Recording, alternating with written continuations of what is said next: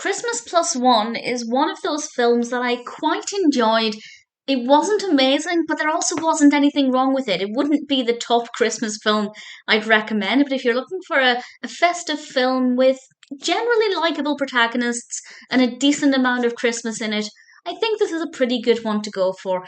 This was released originally in 2022, directed by Neal, written by Katy Breier and Erica Deutschman, and it stars Emily Alatalo as Cara and Corey Sevier as Michael. They are our classic will they won't they love interest, but we have an additional potential love interest, and this is Chace, played by Andrew Bushell.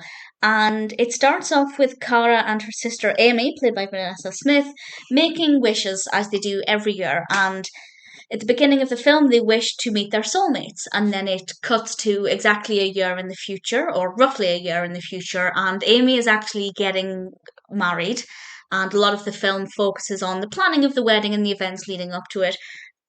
Cara hasn't met her soulmate, but when she arrives to visit her sister for the wedding, she bumps into somebody who is clearly her soulmate.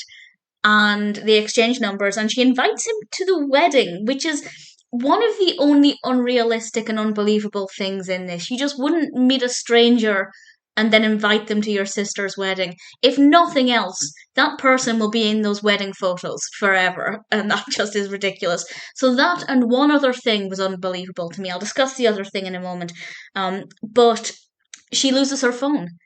Somebody, Michael, kicks it accidentally down a storm drain, and Cara vows to travel all over the city to the Christmas hotspots, thinking that she's going to bump into Chace. Seems ridiculous, but it does mean that we get a lot of festive activities in the film, and she's doing all of these classic Christmas things. And Michael agrees to go along with her, partly because he feels guilty for what he's done, accidentally kicking the phone in a storm drain, but also because he's a writer. He's supposed to be writing an article about Christmas, so going along will give him some inspiration. But obviously, as they spend time together, there seems to be this romantic spark between Cara and Michael. Who's she meant to be with? Michael or Chace? And will she ever even find Chace again?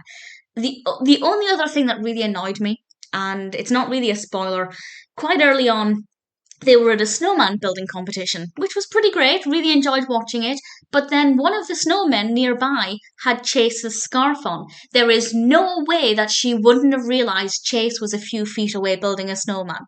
So that was unrealistic, and the whole inviting a stranger to your sister's wedding is unrealistic, or Cara is an idiot. It's up to you which one you think is the case. But I was genuinely curious to see what would happen with this narrative, whether she'd ever find Chace again. If she did, who is she meant to be with? Certain things are pretty obvious, but certain things aren't. And those things that aren't obvious, I really latched onto.